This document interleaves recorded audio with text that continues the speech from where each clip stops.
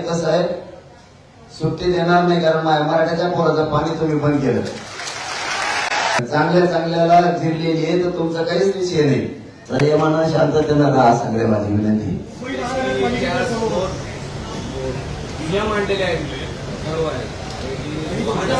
काय कारण आहे, काय म्हणते ते कारण. मग आता ते देणं तर काम आहे ना. बीएमसीचा कोण असतो इथं, आयुक्त असतो का इकडे. मग आयुक्ताचं काम आहे ना, पोरं वैतागले बीएमसीच्या आणि महानगरपालिकेच्या. आणि पुढं बीएमसी महानगरपालिका एकच असं सीएसटी. बीएमसीच्या समोरचे आणि सीएसटीच्या समोरच्या पोरांना विनंती आहे, शांततेनं घ्या, नका मिळू देऊ. तुम्हाला जेवायला मिळालं नाही, तुम्हाला पाणी मिळू द्या नाही मुख्यमंत्री, कारण प्रशासक बसलेला असणार आहे सध्या. त्याच्यामुळे कंट्रोल सगळा मुख्यमंत्र्याचा असणार आहे.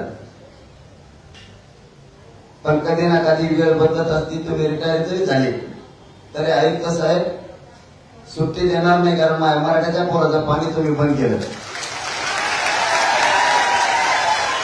तुम्हाला वाटत असं मी नोकरीला मला कोणी काही करीत नाही, पण चांगल्या चांगल्याला जिरलेली आहे तर तुमचा काहीच विषय नाही.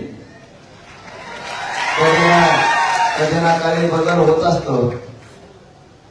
त्या टायमाला सगळा हिशोब होणार आहे. त्याचं नाव फक्त लिहून ठेवा, बीएमसी आयुक्त कोण आहे.